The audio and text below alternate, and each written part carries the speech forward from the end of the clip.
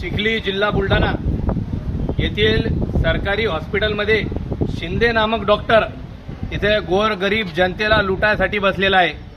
हा शिंदे लोकाला म्हणतो इथं विलाज होत नाही तर सरकारी दवाखान्यात जा।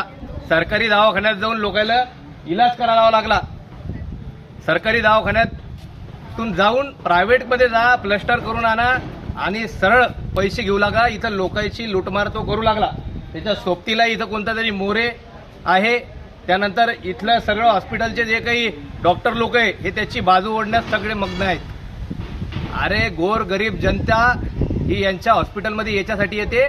गोरगरीब जनतेचं हे हॉस्पिटल आहे, सरकारी हॉस्पिटल। इथं काही श्रीमंताईचे लोक येत नाहीत आणि हे साले मुजोर डॉक्टर गोरगरीब जनतेचा इथं छळ करायला बसलेत।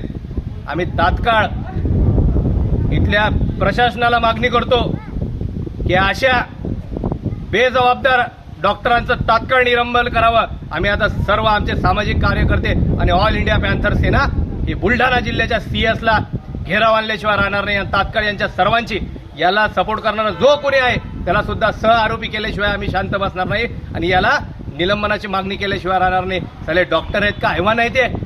लुटायला बसले चिखलीच्या हॉस्पिटलमध्ये, गोरगरीब जनतेचा छळ करतायत खुलेआम। ते आमच्या शेतकरी माणसाची त्यांनी पैसे लुटले। हे आमच्या सोबत आमचे कर्मचारी सुद्धा आहेत आणि हे आमचे सामाजिक कार्यकर्ते हिम्मतराव साहेब इकडे सांगा। इथला शिंदे नामक डॉक्टर आणि त्याच्या सोबत असलेले खुलेआम तो पैसे घेतोय। काय घेतलं साहेब त्याने सांगा आपल्या गोरगरीब जनतेकडून पैसे?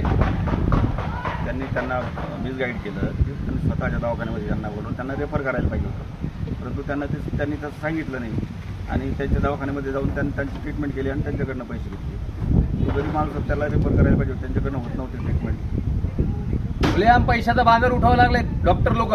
तात्काळ याच्यावर निलंबनाची जर कारवाई केली नाही शासनाने सरकारने, अन्यथा आम्ही ऑल इंडिया पॅन्थर सेना आणि समग्र समाज बांधवांच्या वतीने धडक मोर्चा काढल्याशिवाय आम्ही शांत बसणार नाही।